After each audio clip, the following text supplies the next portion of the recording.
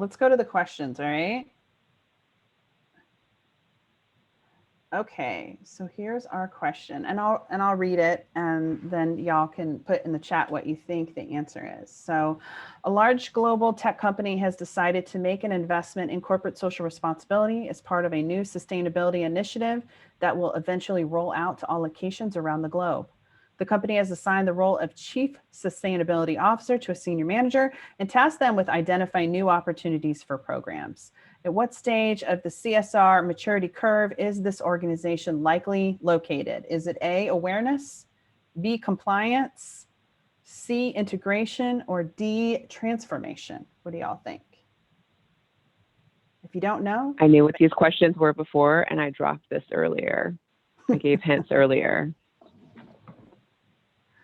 Or, you know, don't give us an answer at all. But what fun All right, would that Lauren's be? got awareness. Okay, anybody else care to join us? If you are watching this on demand, let us know which one it is. Okay, we've got an integration. I'll give everybody another few seconds.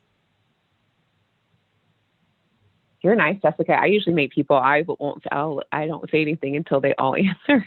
Well, a lot of folks have things going on behind the scenes. Sure. So yeah. Okay, absolutely. The answer is awareness. So good job, Lauren. Correct answer. And then there's a little blurb about why it is awareness for those of you who are curious. Okay, let's. It's very exciting times here in HR.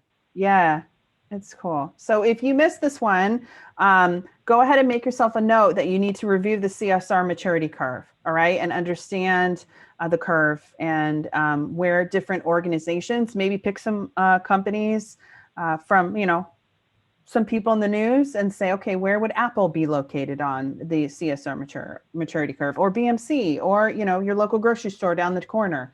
I think it's a good just practice. Let's move to question 2. What is the first step that must be taken in developing and implementing a company-wide CSR strategy? Is it A, measure and evaluate? B, create the necessary infrastructure? C, obtain executive commitment? Or D, perform a preliminary assessment? Which one do you think it is? A, B, C, or D? Don't start all at once.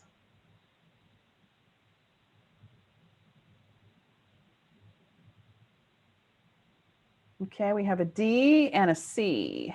Anybody else? A D? Good, okay. Thank you for participating. This is only here to benefit you. So let's move on. Another C. All right, let's see. It is C. So good job, Lauren. That was a good guess. Trisica, also awesome job.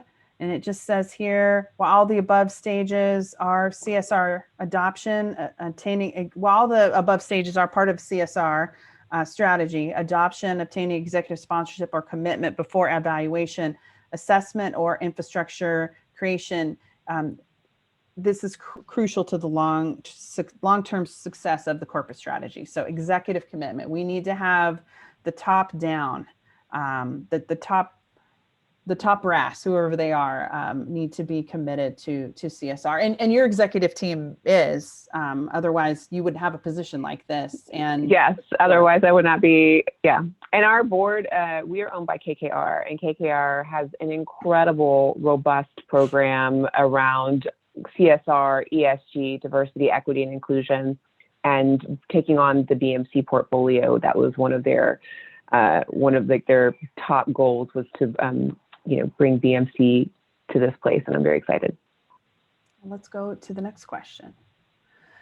How have traditional CSR concerns such as ethics, governance, and philanthropy been affected by the changing role of CSR? Is it A, they have been replaced by more important sustainability considerations?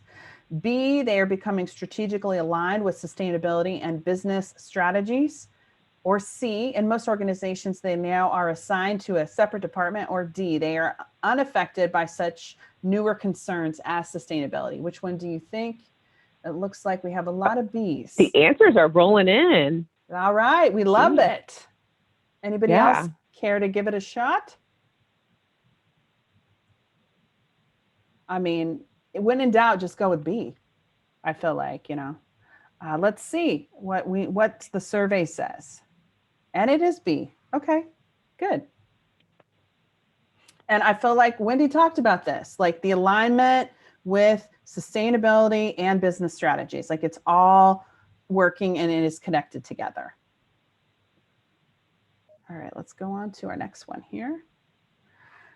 How should HR use information they find in other companies' annual report, corporate social responsibility, in their other companies' annual corporate social responsibility, CSR, and sustainability reports when creating their own company's sustainability strategy? So you're creeping on BMC Software's website, you're looking at their CSR reports. Should you A, copy it to gain a competitive tactical advantage? B, adapt general principles and guidelines to the company's defined strategic focus? C, borrow CSR tactics and practices that have succeeded for the other companies? Or D, ensure that the approach being devised doesn't resemble those of competitors too closely? Which do you think? Imitation is the sincerest form of flattery. But is it the right answer? It's not, no. But I do encourage, I think a lot of times we like to make things difficult on ourselves. There's so much content out there. When you start to develop strategies, any policy really, Google, and like read what other people are doing for what other organizations are doing for whatever it is you're trying to formulate. Don't be so hard on yourself to like write something from scratch. Be inspired by others' work out there, because there are going to be great things where you can pick up tips and tricks, and there's a lot of really great content out there. So, Okay. And the UN also gives you great guiding principles as well too. Yes, 17 guiding principles. Not 10, but 17. All right, anybody want to take a stab at this one? Going once, twice, and sold. It is B. So adapt general principles and guidelines to the company's defined strategic goals. And for me, this is a SHRM or an HRCI answer. They're all about being strategic, which we should be. But it's important to ensure that these are adapted to meet your specific company goals, missions, and values. Like you want to make sure it's all in alignment. I feel like I just won bingo right there for all the HR words. Here we go. I think this is our last one. Which of the following is not one of the three pillars of sustainability? So which of the following is not one of the three pillars? Is it A, people, B, planet, C, policy, or D, profit? Which one is not?